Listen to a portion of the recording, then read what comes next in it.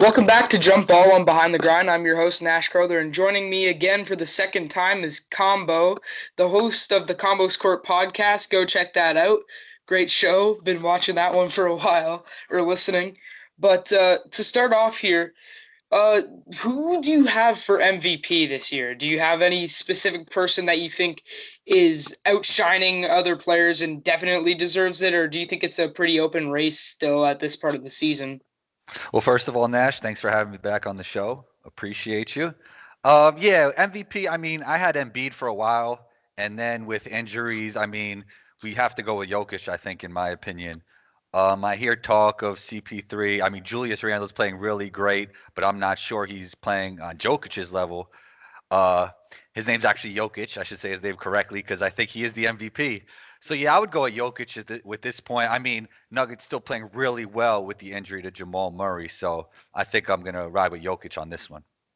And I don't know if this is a very hot take or not, but I think my personal pick for coach of the year, I think this year is Tom Thibodeau. Um, just the Knicks last year, most people going into this season had Knicks being a bottom feeder again, probably like second to last in the East and just being a horrible team, but they came out, exceeded expectations, and they clinched the playoffs, and they are looking like they could make a run in this playoffs and play some good playoff basketball. And I think the biggest part of that is Thibodeau. He going into this team had no expectations. A lot of guys were there for, like you could say, money because they're gonna want to go whoever's paying the most. The Knicks had cap space to throw around, so they threw a lot of money at role players. So this team wasn't really expected to do much. You had guys like Julius Randle just put up a lot of empty stats before. He was one of the big empty stats guys, but they lit a fire into this team. I think he's a big part of Julius Randle's development, RJ Barrett's development. I think he's been great for a young player like Emmanuel Quickly and Obi Toppin to be under at this point. But he's brought so much fire to this team in making them want to win. Where before the Knicks were just tanking, right? Like, and it's hard to instill a good culture in a team with tanking and have your players actually develop and not care about stats if you're on a tanking team. But he brought so much, especially on the defensive end. That team is one of the best defensive teams in the league, and it's clear to see that they're definitely playoff ready. I think that they actually have a shot at beating the Nets. The playoffs this year is really interesting, honestly, because it's so wide open. But Thibodeau, he brought a defensive fire to this team. He instilled a winning culture, and I think that will carry on with them for the rest of their careers. Obviously, the addition of Derrick Rose later this season was a very good move, bringing offensive, defensive, just a great flame off the bench, just to keep guys hot. But I definitely think, in my opinion, Tom Thibodeau deserves Coach of the Year. Yeah, I would say Tom Thibodeau is one of those guys that definitely deserve it. I would throw Monty Williams in there as well with the Suns for how well they're playing. But you can't go wrong with Tom Thibodeau. The Knicks, like when a team makes a leap like that, it's usually a combination of a bunch of different things, not only the coaching, but he's been really a big part of it. And obviously, Julius Randle took a leap. And then in the front office, they made some changes. They have Worldwide West there running stuff. So man, just they got better from every angle, and the chemistry there is amazing. Sometimes you just got the right mix of players that works really well. I thought their biggest issue, the Knicks, was their roster construction, but with Julius shooting it better and RJ shooting it better, and you have even Reggie Bullock spacing the floor, well, I think just the combination of all that made this team so much better this season. But shouts to Julius Randle, man. He got a big bonus and he deserves it. You know, he signed these bonuses that nobody thought he would get to, and he got there. So shouts to Julius. And yeah, Tom Thibodeau, you can't go wrong with there. I would throw Monty Williams is there as well. Either of those guys I wouldn't be mad at. And do you have like a pick for of the year? Because obviously LaMelo during his time, in my opinion, played the best. You have Tyrese Halliburton's efficiency as a player was something I haven't really seen out of a rookie before. But with both of those guys missing a substantial amount of time, do you think that the NBA and the voters might lead more towards Anthony Edwards' favor in terms of the Rookie of the Year conversation? Yeah, well, I really like all three of those guys. I talked about all of those guys a lot on the podcast, but the two rookies I talked about the most on my podcast were Tyrese Halliburton and Anthony Edwards. So, I really like those two guys. I still would say that, Anthony Edwards has the highest upside, even though many would argue LaMelo. LaMelo has high upside as well. Tyrese is going to be solid forever and maybe even get to that all-star level at some point. So all those guys have good upside. I think I would probably lean towards LaMelo, but I think down the stretch, we have to see what kind of games. There's still a few games left, so we'll see what develops. But yeah, I think I would go with LaMelo. I think I would go just his impact. I know he missed some play, but I would go with LaMelo. Their team is winning. The problem, the one issue with Anthony Edwards is his team is not really winning, even though he's putting up some really great numbers. Had a 40-point game.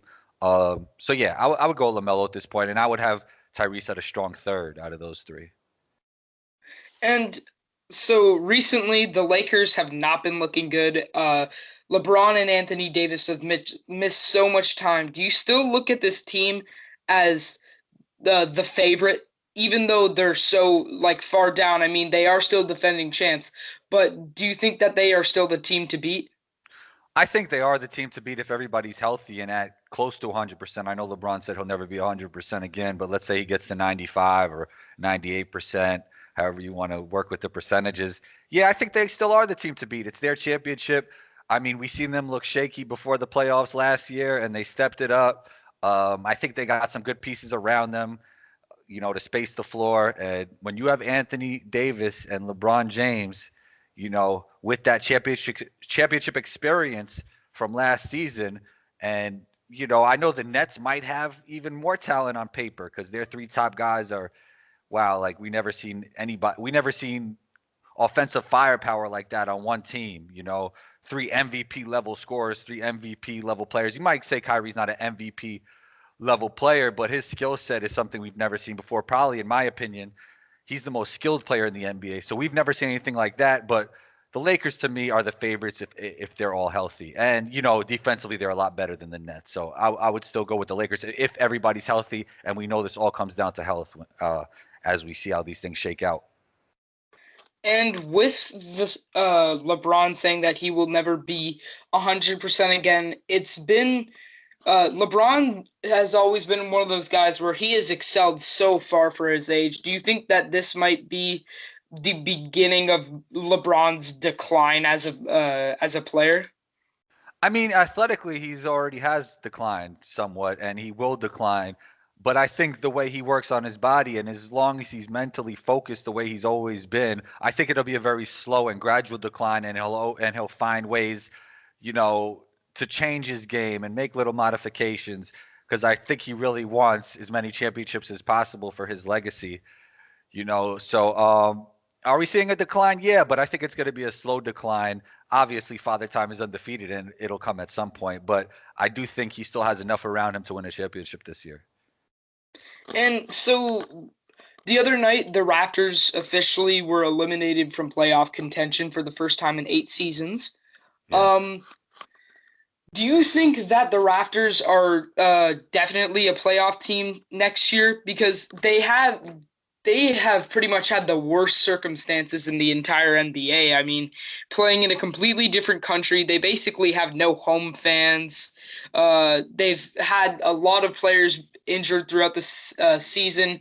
Fred VanVleet himself said that he lost 30 pounds because of COVID, and he doesn't think that he'll be the same for a while. There has been bright spots like the development of OG, Chris Boucher, and a lot of their role players, but overall, the Raptors this season have had a really hard time, as most teams in the NBA have. But do you look at them as a serious, even like a championship contender next year? No, I mean, I don't see them as a championship contender next year. But I think this year they're trying to tank because they sat Kyle out for no reason, 1 or 2 games. I think it was 1 game. I'm not sure. I don't know exactly, but it looks like they're in tank mode right now. So we'll see. No, I wouldn't look at them as contenders next year, but we'll see how things shake out. You never know. The NBA has been kind of crazy lately and unpredictable. Yeah. Uh, yeah, they're tanking to try and they want in on the Cade Cunningham Fade, fade for, sweepstakes. fade for Cade. Fade for Cade. That's what they're doing. Yeah. So, we touched on the Nets earlier, but one of their big role players this season, who they signed midway through the season, was Mike James. Now, Yeah. he has made a very good impact and on the Nets bench, and he's been amazing. He had an amazing ankle breaker the other night to an assist. That was like one of the best highlights I've ever seen. But do you think that after this season, Mike James will have a spot in the NBA for many years to come? I really hope so. I'm not surprised at anything Mike James is doing right now. I think there's probably a lot of guards in the NBA that aren't the level of player that Mike James actually is. I mean, Mike James averaged 19 in EuroLeague. Uh, that is really tough to do for people that don't know. The leading scorer is usually around 19 or 20 in EuroLeague. It's shorter games. It's a really high level. It's more physical in a lot of ways. It's just a tough league to score. Like we've heard Lucas say that it's just more spacing here. It's easier to score here than where I played at before. So Mike James doing what he's doing now has not surprised me at all. He's always been a bucket. We've seen it with the Suns, earlier in his career. And, I've said this, I think it was on my podcast or somebody else's podcast. The way he's setting the table now is really amazing. I mean, he's always been a bucket, but to see him improve as a table setter, that's been really great. So I guess there is one thing that I wouldn't say surprised me, but has really impressed me about his game. He's just been setting the table. So, no, I would not be surprised if Mike James is in the NBA next season. I think he should be in the NBA next season. His talent level is obviously there, and now he has all this experience playing overseas, playing in the NBA. He's a legit NBA player, and it's no question about that. And in the playoffs this year, there's a lot of teams that have been plagued by injuries. Nuggets and Jazz, for example. Specifically with the Jazz, do you still look at them as a contender even without Donovan Mitchell playing? Yeah, I think they're a contender because if the Lakers don't get healthy, I think they could beat a lot of those other teams, in a 7-game series in the West. And then once you make the finals, anything could happen. So it really comes down to health with the rest of the teams around them. They might keep punching away and doing all the right things and just find themselves, in the Western Conference Finals and then getting to the finals and then anything could happen. They're one of those teams that are just doing all the right things. So eventually they could end up in a great situation. Man, it's going to be tough without Donovan, but I think that they are a team that has to beat you by committee even with Donovan. I wouldn't like to see them playing like a lot of ISO ball with Donovan or a lot of hero ball with Donovan. I like Donovan when he's, more part of the team, and not saying he's not part of the team. I mean, he's been really improved as a passer. I just like them when they're going to beat you by committee, kind of like how the Pistons were when they won that championship. Even though Chauncey was great and he could, some people would argue he was their best player. They just were like an even balanced team, and I think that's the way that Utah could win it all.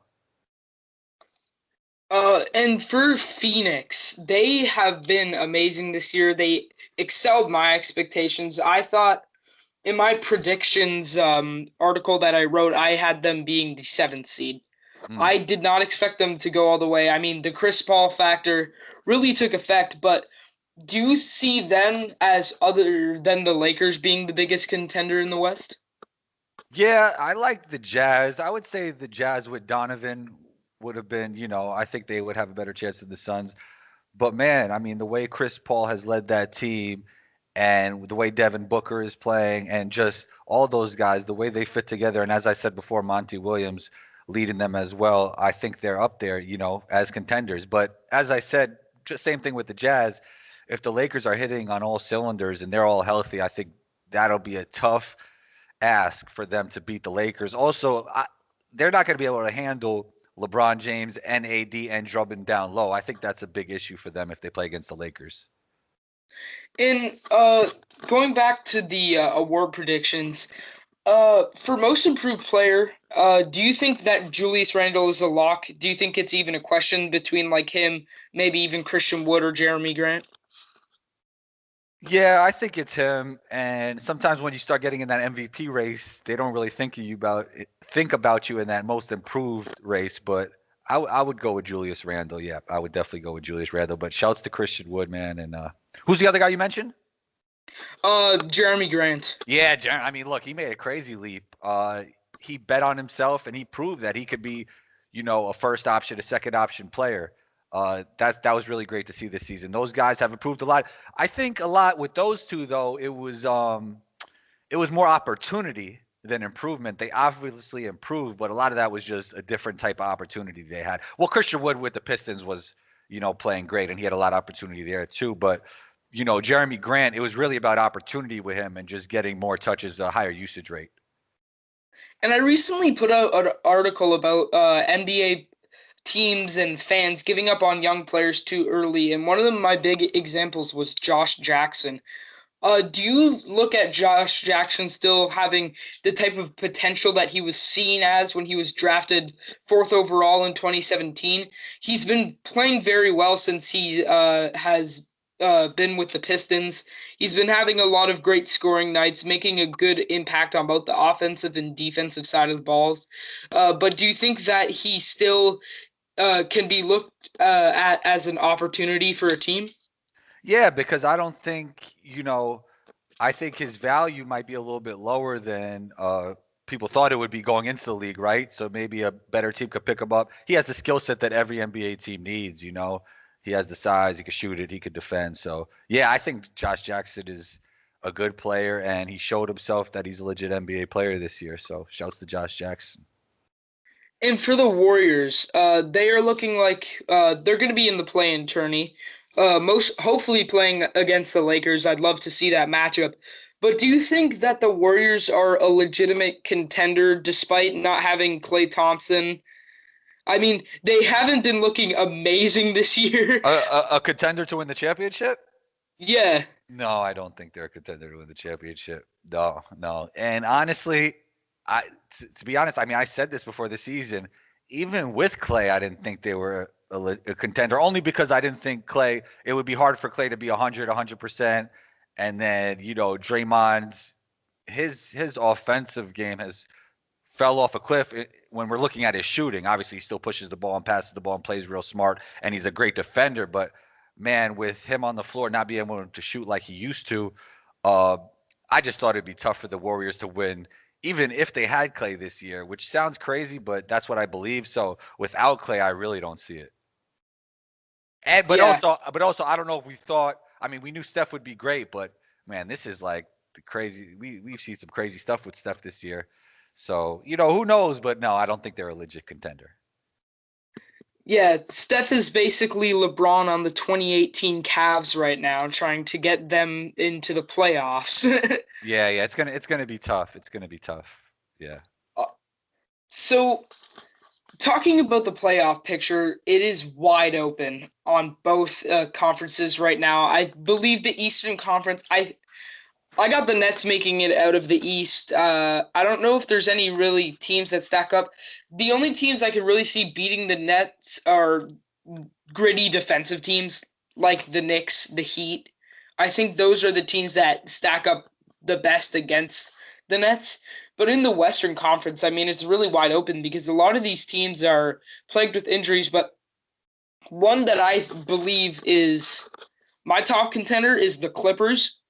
Paul George and Kawhi Leonard, I mean, they had a very disappointing season last year, but they've proven in the past that they are good playoff players.